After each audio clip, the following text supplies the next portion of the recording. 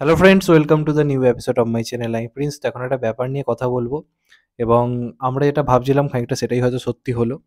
তো দেবদা কালকে একটা ছবি ছেড়েছিল নিজের ইনস্টা স্টোরিতে এবং ফেসবুক স্টোরিতে, যেখানে আমরা পার্লামেন্টের ছবি দেখতে পাই এবং সেখানে আর কি মানে দেবদা পোস্ট করেছে ফিউ আওয়ার্স টু গো। তো সেখানে দেবদার একটা বক্তব্য ছিল, সেটা কি বক্তব্য সেটা নিয়ে অনেক রকম জলঘোলা ছিল। তো আজকে দেবদা একটু আগে জাস্ট একটা ভিডিও ছেড়েছে নিজের ইনস্টাতে এবং সেখানে লেখা আছে the last day of parliament, মানে পার্লামেন্টে আমার শেষ দিন। তো দেবদা প্রথম যখন পার্লামেন্টে কথা বলেছিল বাংলা ভাষাতেই বলেছিল এবং সেখানেও ঘাটাল নিয়ে বক্তব্য রেখেছিল। তো দেবদা যখন শেষ বক্তব্য রাখছে পার্লামেন্টে, সেখানেও কিন্তু দেবদা নিজের বক্তব্যটা ডাইরেক্ট একদম সবার সামনেই বলেছে আমি বাংলাতেই বলতে চাই এবং সেখানেও কিন্তু ঘাটাল মাস্টার প্ল্যান নিয়ে দেবদা কথা বলেছে। তো এর থেকে একটা জিনিস স্পষ্ট হয়ে গেল, দেবদা কিন্তু পলিটিক্স থেকে এবার কিন্তু সরে আসছে।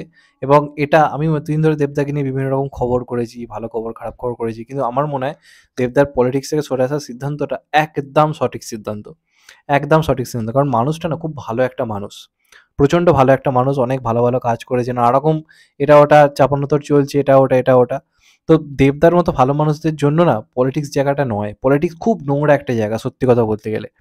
তো সেই জায়গাটা দেবদা সত্যি কথা বলতে গেলে ডিজার্ভ করে না। দেবদার মতো যারা পলিটিশিয়ান, যারা সত্যি অনেস্ট ভাবে কাজ করতে চায়, যারা সত্যি ভালো চায়, তো সেই ধরনের পলিটিশিয়ানরা পলিটিক্সের জায়গা পায় না। তো তাদের সত্যি কথা বলতে গেলে সরে আসা ভালো। আজকে দেবদা বিভিন্ন পদ ছেড়ে দিচ্ছে বলে কম দেখছেন চাপানোতর চলছে বিভিন্ন দল থেকে, নানা রকম দলের লোকেরা এটা ওটা উল্টো পাল্টা রটিয়ে যাচ্ছে। উল্টো পাশ থেকে অপর যারা কথা বলছে, যে সমস্ত অভিনেতারা, তারা তো অভিনয় জায়গাটা ভুলেই গেছে। তাদের ইন্ডাস্ট্রিতে কোনো অবদান নেই, তারা এখন বড় বড় কথা বলছে সত্যি কথা বলতে গেলে। তাকে নিয়ে কথা বলছে যে অভিনয় জিনিসটাকে ঠিক ততটাই ভালোভাবে সামলেছিল যতটা পলিটিক্সকে সামলেছিল। অভিনয় এবং পলিটিক্স দুটোকে এইভাবে সমানভাবে সামলানো অভিনেতা আমি আমার জীবনে খুব কম দেখেছি। যারা যারা এই পলিটিক্সে গেছেন অভিনয়ের দিকটা সামলাতেই পারেনি। নয় অভিনয়ের দিকটা গেছে, নয় পলিটিক্সের দিকটা সামলাতে পারেনি। দুটো দিককে ম্যানেজ করে কেউ টিকতে পারেনি। দেবদা কিন্তু এতদিন ধরে করেছে এবং কোভিডের সময় মানুষটার কী কী অবদান রয়েছে কোনোদিন ভোলা যাবে না। সে পরিযায়ী শ্রমিকদের জন্য হোক বা বাইরে পড়তে গিয়ে আটকে যাওয়া ছেলেমেয়েদের জন্য হোক, অনেক অনেক কিছু করেছিল। সেগুলো আজকে মানুষ ভুলে যাবে। পলিটিক্সের সময় কদিন পরে ইলেকশন, এখন ওগুলো লোক ভুলে গিয়ে নানা রকম খিল্লি এটা ওটা কী বার করা যায়, খুঁত, সেগুলো নিয়ে কথাবার্তা হবে। তো একজন পলিটিশিয়ান জায়গাটা আলাদা, একটা অভিনেতা জায়গাটা আলাদা। তো দেবদা এই মুহূর্তে দাঁড়িয়ে নিজের কেরিয়ারের সেরা জায়গাতে রয়েছে। মানে একটা অসাধারণ সেরা জায়গা। তার আপকামিং 10 বছরের লাইন আপ এখন ভয়ঙ্কর।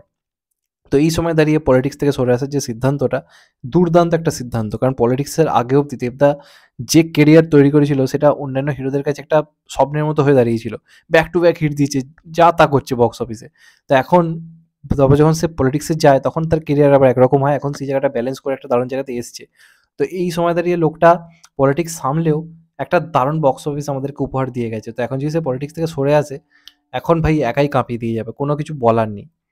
এবং সত্যি কথা বলতে গেলে পলিটিক্সে একবার দাগ লেগে গেলে না বিরাট বড় একটা ক্ষতি হয়ে যায়। তো এরকম একটা টাইমে যদি রাজনীতি থেকে পুরোপুরি সরে আসে, যদি আজকে অন্য কোনো দলেও যদি যোগদান না করে, আমি সেটাকে সাধুবাদ জানাবো। এটা সত্যি একটা মানে দারুণ সিদ্ধান্ত।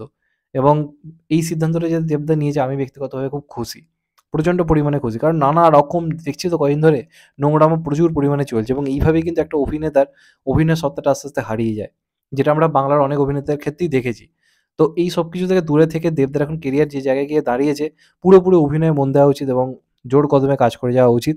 এবং দেবদা আজকে লাস্ট যে বক্তব্যটা রেখেছে সেটা কিন্তু নিজের কোনো সুযোগ সুবিধা নিয়ে কিছু নিয়ে কিন্তু নয়। নিজে কি করেছে এগুলো নিয়ে কিছুই নয়। যেন ঘাটাল মাস্টার প্ল্যানটাকে, স্বপ্নটাকে পূরণ করা যায়, সেখানকার মানুষজনের যেন ভালো হয়, এই ধরনের বক্তব্য রেখেছে। এটা কজন রাখে?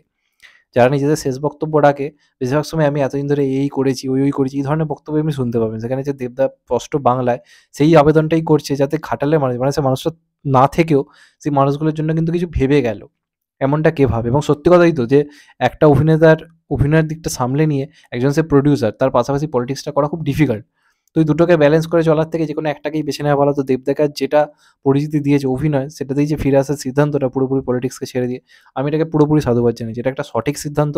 এবং বাকিরা তো পলিটিক্সে গিয়ে এখন পুরোপুরি নেতা হয়ে গেছে। অভিনেতার জায়গাটা তাদের তো আর নেই। তাদেরকে আর কেউ অভিনেতা হিসেবে বোঝেও না। তো তারা তাদের বক্তব্য দিয়ে যাক, দেবদা নিজের কেরিয়ারটাকে আরো সুন্দর জায়গাতে নিয়ে যাক। আমি এটাই চাইবো। এটাই হবে সবথেকে বড় জবাব। যাই হোক, এটাই ছিল আমার বক্তব্য। তোমাদের এটা নিয়ে কি মতামত অবশ্যই কমেন্ট করে জানাও। আর যদি চ্যানেলটা নতুন হয়ে থাকো চ্যানেলটাকে সাবস্ক্রাইব করে দিও অ্যান্ড কেটে দেবে বেল আইকন। ভালো থেকো সবাই। টেক কেয়ার, নমস্কার। আবার দেখা হবে। আবার ভালো থেকো সবাই। টেক কেয়ার, নমস্কার।